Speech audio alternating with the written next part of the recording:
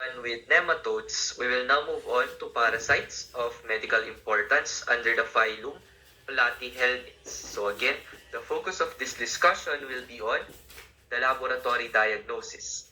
Just a recall, the phylum Platyhelminths is subdivided into two classes. Class Cestoidea, or what we know as cestodes, and class Trematoda, or trematodes. For today, the focus of our discussion will be on cestodes, which include the following parasites. First, Dibothraiocephalus latus, Spirometra species, Taenia saginata and Taenia solium, Hymenolepis neina, Hymenolepis diminuta, Dipylidium caninum, and lastly, Echinococcus granulosus. Before moving on to the specifics, I will give you an overview of the general methods usually used for the diagnosis of cestodes. Accurate diagnosis is actually crucial because cestode infections can range from mild to life-threatening. First, of course, is microscopic examination, particularly of the stool. So this is the method routinely performed. So you also have to remember that the demonstration of the parasite's characteristic proglottids, eggs, and occasionally the scolex is actually the cornerstone of diagnosing intestinal tapeworm infections. Moreover, the proglottids are particularly important because they carry eggs and their structure can help identify the species of tapeworm. For example, the uterine branches in Taenia saginata differ from those in Taenia solium. Furthermore, you have to remember that after treatment, the scolex may also appear in the stool. This can confirm now the successful expulsion of the parasite. So if you see the scolex in the stool, that is basically indicative of successful expulsion of the parasite. So to give you an example, if a patient has eaten undercooked pork or beef, stool microscopy can identify eggs or proglottids of Taenia solium or Taenia saginata. However, microscopic examination is not only limited to stool examination. It can also be through the examination of tissues. That is now histopathology. Although you have to remember that this is only essential for tissue-invasive cestode infections such as those caused by Echinococcus granulosus or Taenia solium.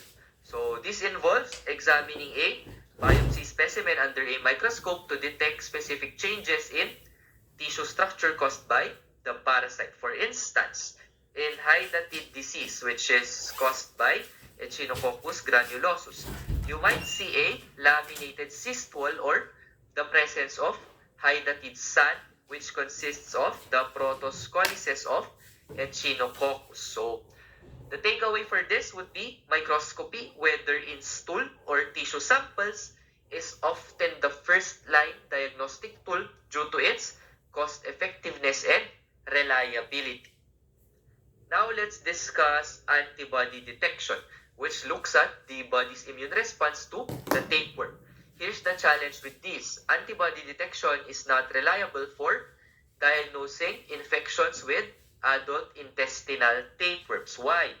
Adult tapeworms live in the gut lumen where they do not provoke a significant immune response.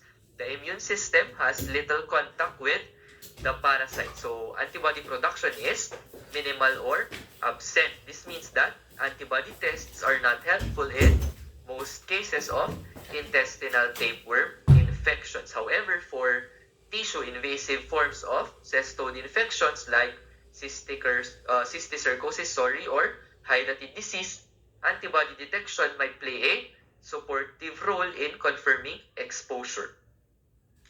The third method is antigen detection, which is an exciting development in the diagnosis of cestodes. So instead of looking for the parasite itself or the body's immune response, antigen detection focuses on detecting molecules or the antigens produced by the parasite. So how does it work? So stool samples are tested for specific antigens associated with cestodes, making this method especially useful for intestinal infection. So, in terms of advantages, antigen detection is species specific and it can differentiate actually between different types of tapeworm. So this is actually now commercially available, making it accessible for clinical use. So antigen detection actually complements stool microscopy, particularly when results are unclear or when eggs or proglottids are not easily detected. So that's the general overview. Moving on now to the specifics. First, we have Dibothriocephalus latus, formerly known as Diphyllobothrium latum. This is also known as the fish tapeworm, which is the largest human tapeworm and is commonly associated with raw or undercooked freshwater fish consumption. So the accurate diagnosis of this parasite is essential because this can cause Bothriocephalus anemia, a condition resembling pernicious anemia. The definitive diagnosis of Dibothriocephalus latus infection is achieved through, of course, microscopic examination, particularly stool exam or stool microscopy. So here's how it works. Stool samples are examined for the parasite's characteristic operculated eggs or proglottids. So if present, eggs are numerous and they have a distinctive oval shape with an operculum at one end. This makes them easy to identify using simple microscopy techniques such as first direct fecal smear or DFS and catothic smear or KTS. However, in some cases, proglottids or the tapeworm segments may also be passed in the stool or rarely vomited by the patient, which provides further diagnostic evidence. So these findings are direct, highly specific, and can confirm the presence of Dibothriocephalus latus. So microscopy is the gold standard for diagnosing fish tapeworm infections due to its ability to identify the parasite's unique eggs or proglottids. The second diagnostic method involves examining gastric juice to distinguish particularly Bothriocephalus anemia from pernicious anemia. So Bothriocephalus anemia occurs due to vitamin B12 deficiency caused by the tapeworm's ability to compete with the host for this nutrient. So, to differentiate it from pernicious anemia, an autoimmune condition, the presence or absence of free hydrochloric acid in gastric juice is tested. So, in pernicious anemia, the gastric mucosa lacks hydrochloric acid, a condition called achlorhydria. So, again, in pernicious anemia, the gastric mucosa lacks hydrochloric acid. So, this condition is now called achlorhydria. Achlorhydria. While in Bothriocephalus anemia, gastric acid secretion is typically unaffected. So, this differentiation is important because the management strategies for these two conditions are entirely different. So gastric juice analysis is a valuable adjunct when anemia is the presenting symptom, helping to pinpoint the actual cause. So that is it for the diagnostic techniques for the most commonly used diagnostic techniques for Dibothriocephalus latus. Moving on now to Spirometra species, the parasitic tapeworm responsible for sparganosis. So this zoonotic infection occurs when humans act as accidental hosts by ingesting contaminated water or undercooked intermediate hosts like frogs or snakes. So human infections of these parasites are specifically and most commonly caused by Spirometra mansoni, Spirometra erinaceae, and Spirometra ranarum. So one diagnostic method for this is recovery of the Plerocercoid larvae from infected tissues. So, the Plerocercoid larvae of Spirometra species, also known as Spargana, are retrieved directly from infected tissues during diagnostic procedures such as biopsy or surgical removal. So, key characteristics to note: the larvae are opaque, glistening white, and approximately 3.5 centimeters in length.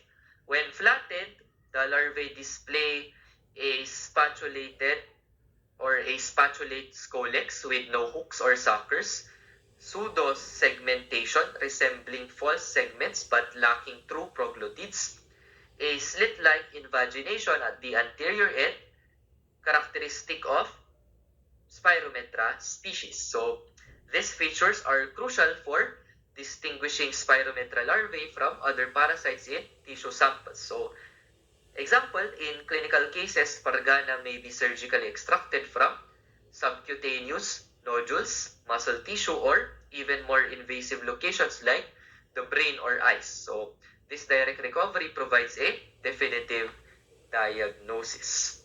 Next, we also have the infection of laboratory animals for species identification. So for more detailed identification, experimental infection of laboratory animals may be conducted. So the recovered larvae are introduced into animal models such as rodents, allowing them to develop into adult worms. The adult worms can then be examined for definitive species identification based on morphological features. While this method is not commonly used in routine clinical settings, it is valuable in research or for studying epidemiological patterns of Spirometra species. But then again, this is not routinely performed.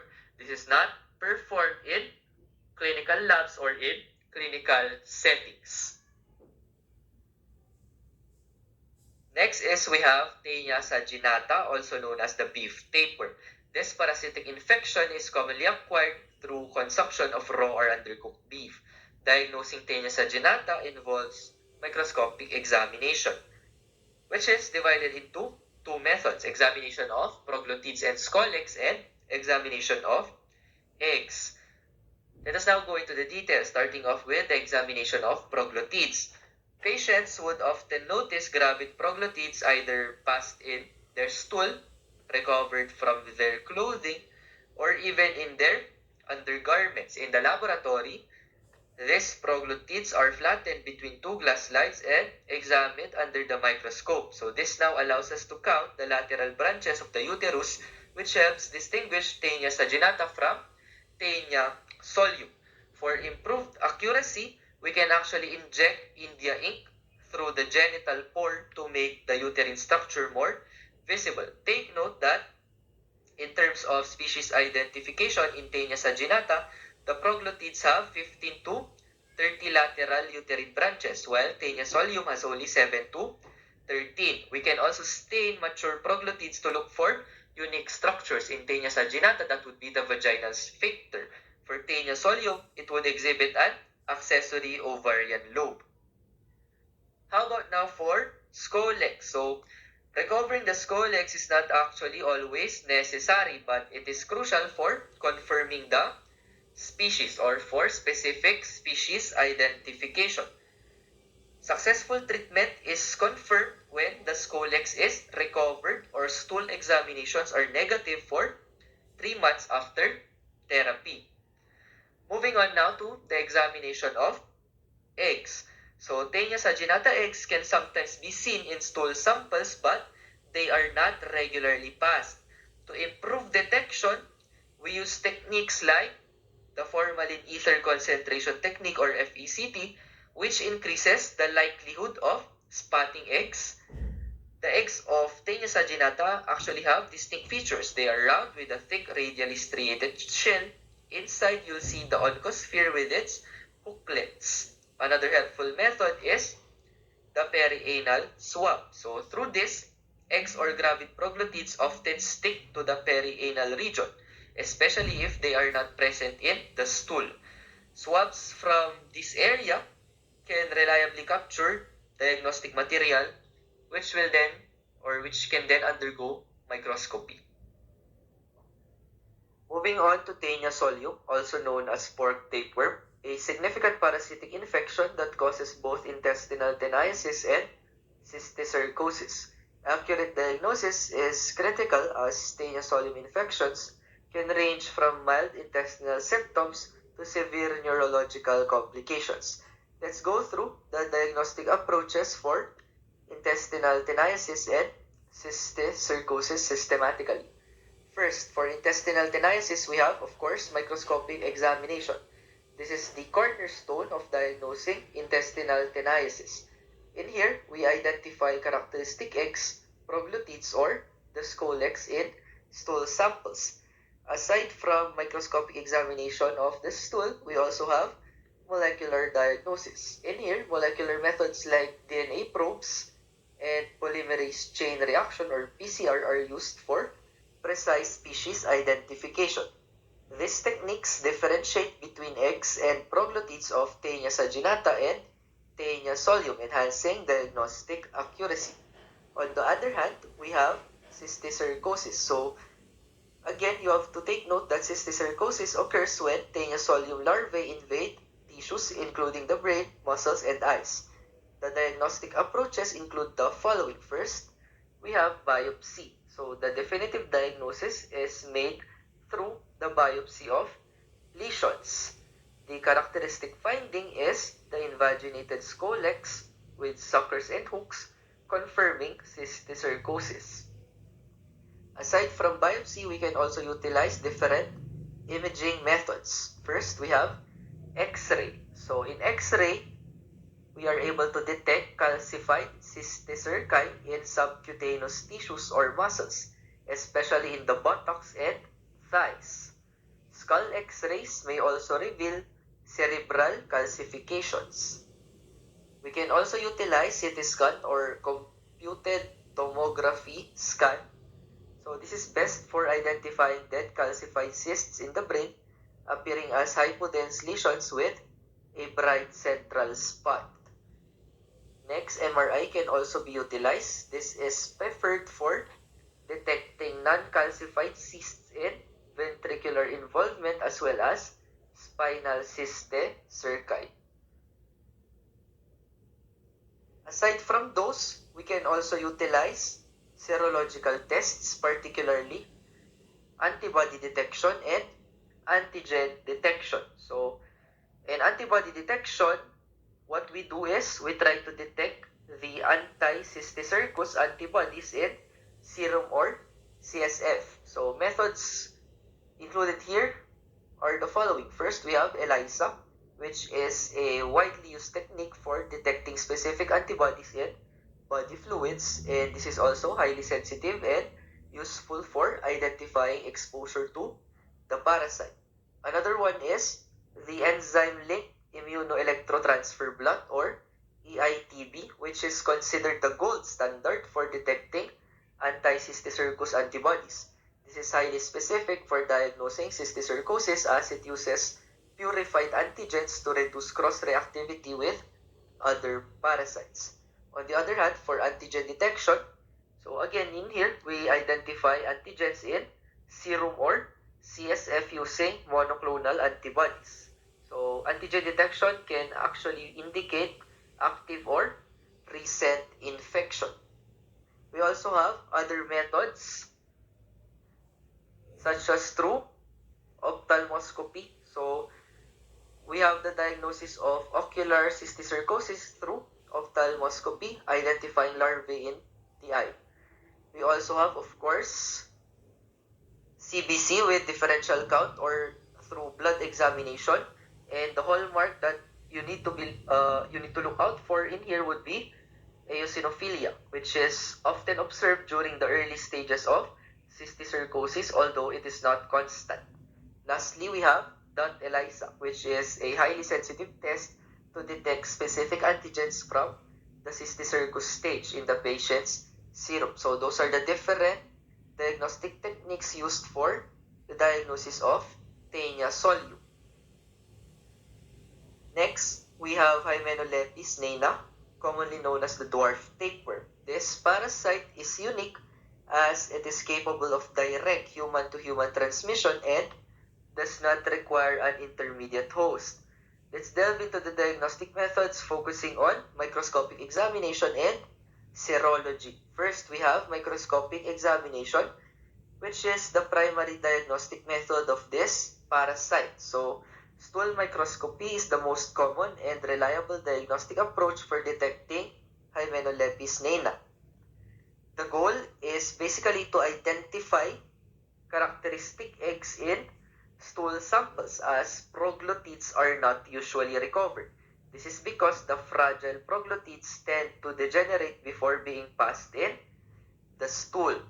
So, recommended techniques are the following. First, we have concentration techniques. Techniques like salt flotation or formalin ether concentration technique increases the likelihood of detecting eggs by separating them from fecal debris. We can also utilize, of course, direct fecal smear. This is useful for quick screening, though this is less sensitive as compared to concentration methods or techniques. Lastly, we can also utilize cathodic smear. This offers enhanced visualization for large-scale diagnostic efforts.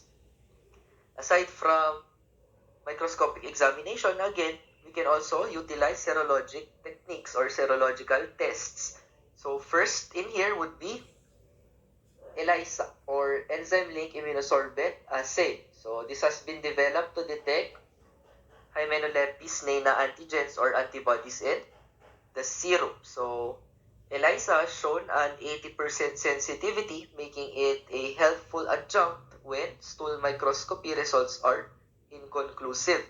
While this is less commonly used in clinical practice, it is actually valuable for diagnosing light infections or during epidemiological surveys. Again, routinely, what we perform is microscopic examination. Serological tests are not usually routinely performed, especially in the clinical setting. Moving on to Hymenoleucis diminuta, commonly known as the rat tapeworm. Although it primarily infects rodents, humans can become accidental hosts through the ingestion of contaminated food or water. Let's focus on the key diagnostic approach, which is microscopic examination. The primary diagnostic method for Hymenoleucis diminuta is stool microscopy, that is to detect characteristic eggs of the parasite. However, in some cases, the entire worm may be expelled in stool, particularly after undergoing treatment. When this happens, examining the worm's scolex morphology can aid in identification. So you have to remember that the scolex of Hymenoleucis diminuta has 4 suckers but lacks hooks, differentiating it from other tapeworm species. So, particular techniques used, you can use concentration techniques through salt flotation or FECT. You can also utilize DFS or KTS. Next, we have the Dipylidium caninum, commonly known as the flea tapeworm or dog tapeworm. This parasite primarily infects dogs and cats, but humans, especially children, can become accidental hosts through the ingestion of infected fleas. The diagnosis of Dipylidium caninum relies on the identification of proglottids or eggs in the patient's feces, particularly through microscopic examination, of course, of the stool. The following techniques can be utilized: direct fecal smear, cathodic smear, or concentration techniques. So, in demonstrating the proglottids, patients may be able to notice gravid proglottids in their stool or on their undergarments or in their perianal region. These proglottids are elongated and cucumber seed shaped when fresh. Upon microscopic examination, mature proglottids may contain egg packets, with each packet housing 5 to 30 eggs. Crushing the proglottids on a slide can release these egg packets for further examination. On the other hand, when we're talking about egg demonstration, the eggs are actually round and clustered in pockets, a distinct feature of Dipylidium caninum. Individual eggs within a pocket have a thick embryophore containing the oncosphere with visible hooklets. Again, eggs can possibly be detected using direct fecal smear for immediate observation and concentration techniques like flotation for improved sensitivity. Last, under cestodes would be Echinococcus granulosus, the causative agent of hydatid disease. This parasitic infection leads to hydatid cyst formation in various organs, such as the liver and lungs. Accurate diagnosis is essential to prevent complications and ensure appropriate management. Diagnosis begins with obtaining a biopsy specimen from the affected organ, such as the liver or lungs, where hydatid cysts are commonly found. These specimens are examined for encapsulated hydatid cysts, which are a hallmark of Echinococcus granulosus infection. The biopsy sample is stained with hematoxylin and eosin, and characteristic features of hydatid cysts are observed, such as the following. The presence of these histopathological features confirms the diagnosis of Echinococcus granulosus. However, take note that care must be taken during the biopsy procedure because rupturing the cyst can lead to anaphylaxis and secondary seeding. So anaphylaxis, this is a potentially life-threatening allergic reaction, while secondary seeding, this is where the rupture causes dissemination of the parasite to other parts of the body. Next, we have the microscopic examination of cyst fluid. When cyst fluid is aspirated, it is examined microscopically to detect characteristic structures such as scolyses, which are the infective larval stage of the parasite, brood capsules, which are membrane-bound structures containing protoscolyses, and hooklets, which are small chitinous structures indicative of Echinococcus granulosus. Permanent staining techniques like trichrome stain or puff stain enhance the visibility of these diagnostic markers. These stains particularly highlight the distinct morphology of hooklets and the structure of protoscolyses, often described as having a double-walled appearance. You also have to take note that exploratory puncture is discouraged due to the risk of anaphylaxis.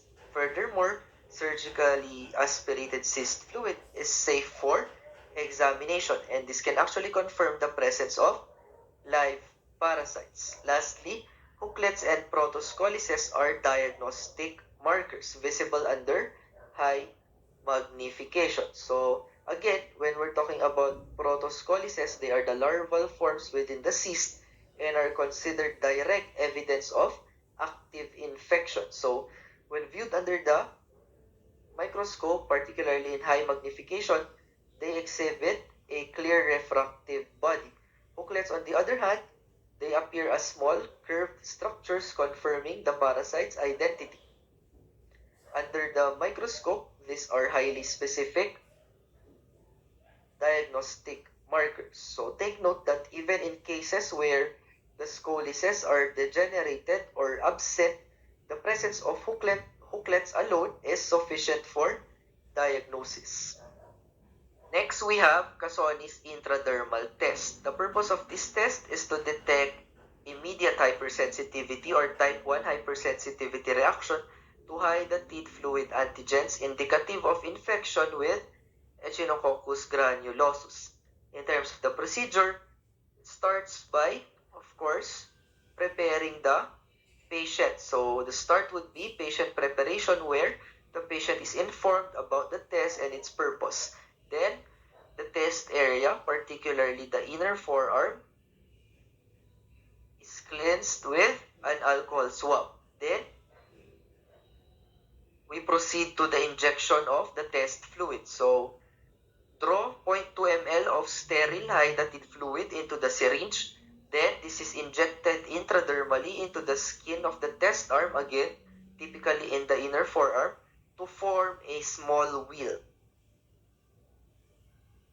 Then, a control fluid may also be injected. So, 0.2 ml of just saline solution can be injected intradermally into the opposite arm.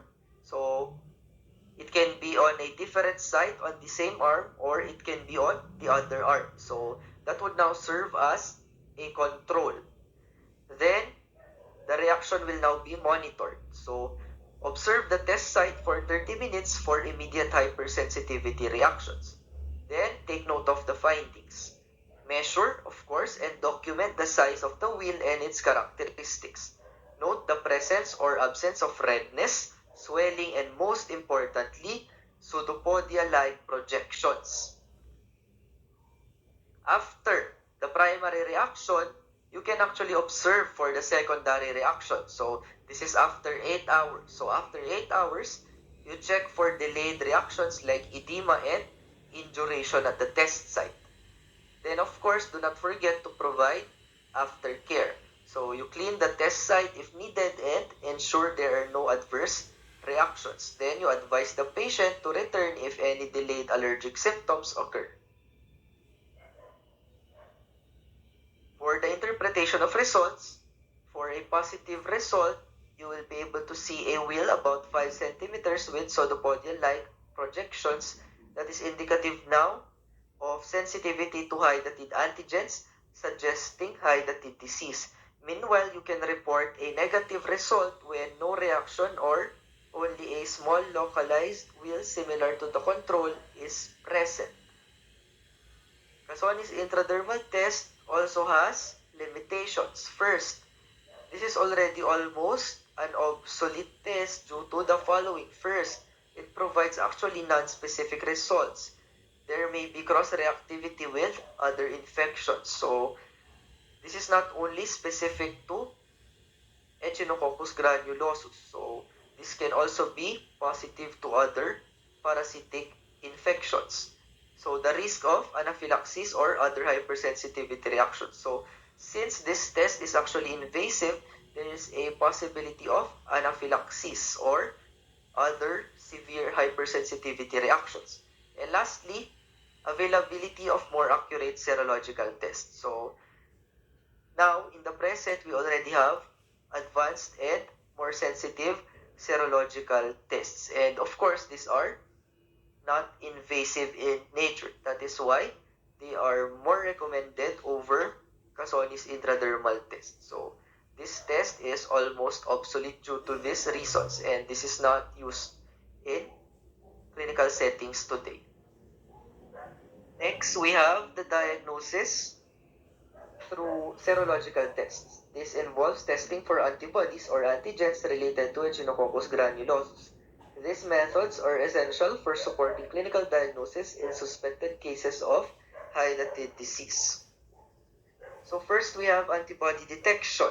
So the purpose of antibody detection is to detect the host's immune response to the parasite.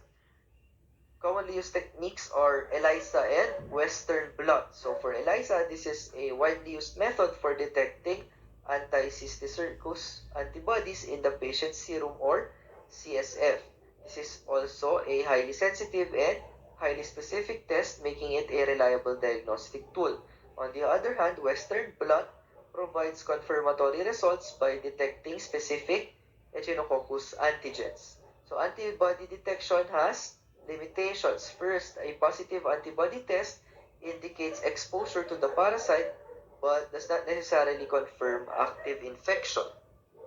Furthermore, antibodies may persist even after the infection has been treated, limiting its use for monitoring therapeutic success only. Moving on to antigen detection, the purpose of this is to detect parasite-derived antigens in the patient's blood or CSF. So counter-immunoelectrophoresis or CIEP and double diffusion methods are the most commonly employed techniques. So antigen detection is more specific for determining active infections, making it useful for monitoring disease progression or recurrence. Antigen detection also has advantages. First, detects ongoing infection as antigens are released only by live parasites. Moreover, this complements antibody detection for a more comprehensive diagnostic approach. Next, diagnosis can also be through blood examination. So, a characteristic but non-specific finding in hydatid disease is eosinophilia present in 20 to 25% of infected individuals. So while eosinophilia supports the diagnosis, it is not actually definitive on its own. So it is a supportive diagnostic marker, not definitive. So it is used in conjunction with serological tests and imaging for a complete diagnostic picture. We also have the examination of excreted scoliosis. So scoliosis are the infective larval forms of Echinococcus granulosus, which may occasionally be excreted in bodily fluids such as sputum in pulmonary hydatid disease or urine in renal hydatid disease. For the detection techniques, so we can use acid-fast staining or lactophenol cotton blue staining. For acid-fast staining, this is a method that enhances the visualization of scoliosis for confirmation, while LPCB staining is another staining method used to highlight the morphology of scoliosis and hooklets. However, you have to remember that this is actually uncommon. However, even though it is uncommon, the presence of scoliosis in sputum or urine provides direct evidence of hydatid disease and supports the diagnosis without the need for invasive procedures. Next, we can also utilize imaging techniques to diagnose this parasite. So, this can actually be helpful in the diagnosis of most cystic echinococcosis cases. So, imaging techniques include ultrasonography or USG, CT scan, and MRI. So first, for ultrasonography. So this is the diagnostic tool of choice for hydatid cysts. So these are the key findings. Next, for CT scan. This is superior for detecting extrahepatic disease. We also have MRI, which is best for cysts in difficult locations. So MRI is best utilized when the cyst is located in areas such as the spine, for example, or the heart. Plain X-rays can also be utilized, so this can be useful for hydatid cysts in lungs or bones. And lastly, intravenous pyelogram or IVP. So this detects renal hydatid cysts.